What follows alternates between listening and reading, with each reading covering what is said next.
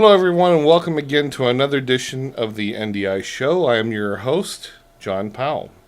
Today, I want to engage in some conversation about some things. In the recent weeks, I've noticed on the internet about some NDI related topics. One is regarding the Microsoft PowerPoint request, which I believe is a great idea. It's to give Microsoft PowerPoint an NDI output.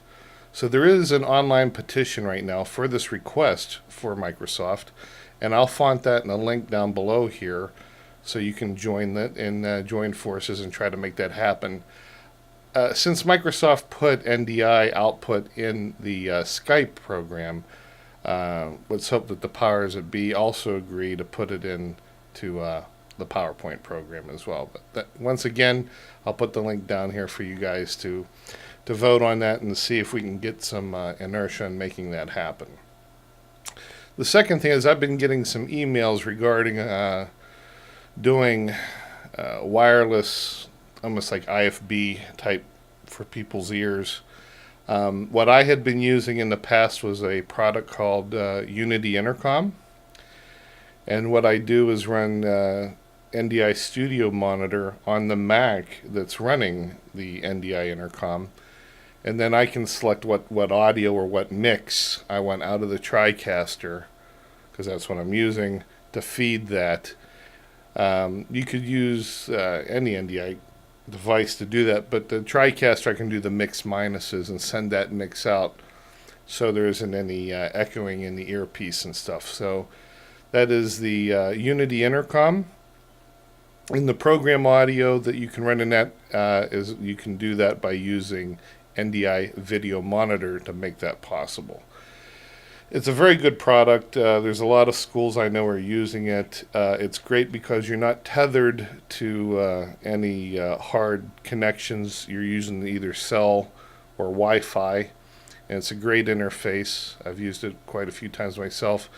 Multiple channels. It's an outstanding product. Now, I know Bird Dog out of Australia is coming out with comms, and I haven't had my hands on that yet, and so I don't really have an opinion yet on how well that works or if there's IFB capability. I'm hoping that somebody's talking to their engineers to be able to put program audio and to select some sort of different mixes in there. That would be very helpful. The third thing, which I'm not really... my background's not really into IT, but I had a request on to elaborate how my setup is working and how it's optimized. I use Cisco switches. That is a preference to me. I mean, any gigabit switch will work, but you got to understand that all your video is being dependent on these switches. So if that's the weakest link in your chain, then that could be a big problem. I use Cisco. I've never had an issue with my Cisco switches.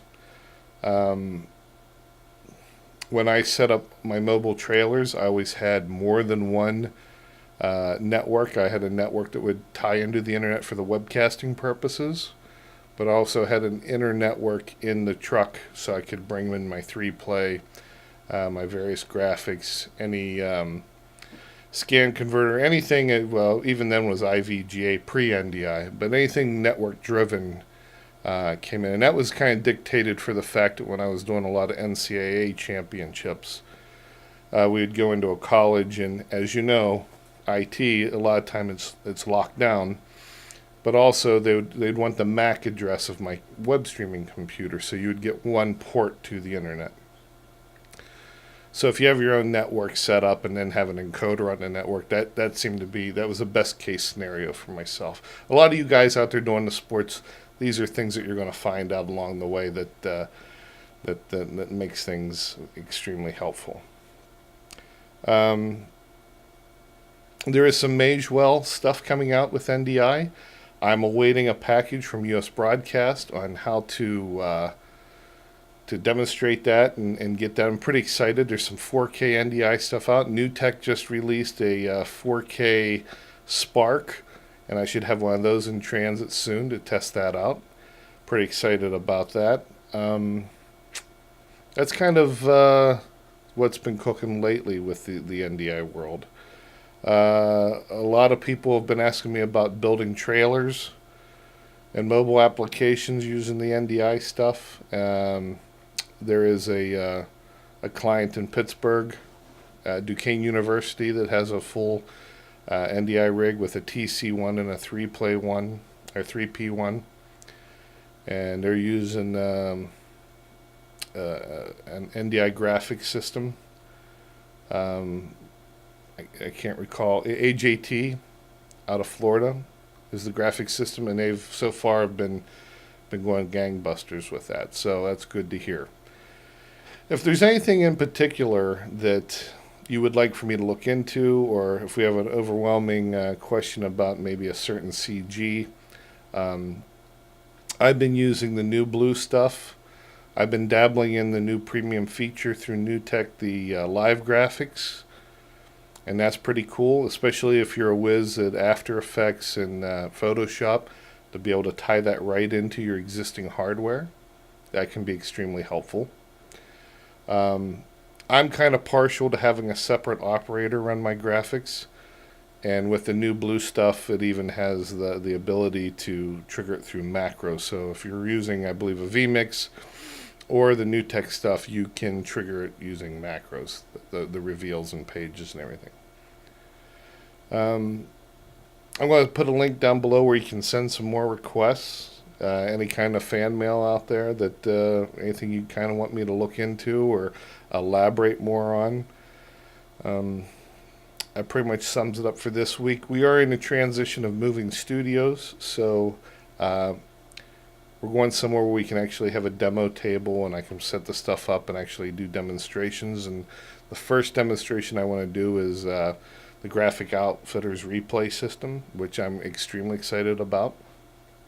It can be multiple channels, and it's all completely NDI driven. There's no capture cards in this at all.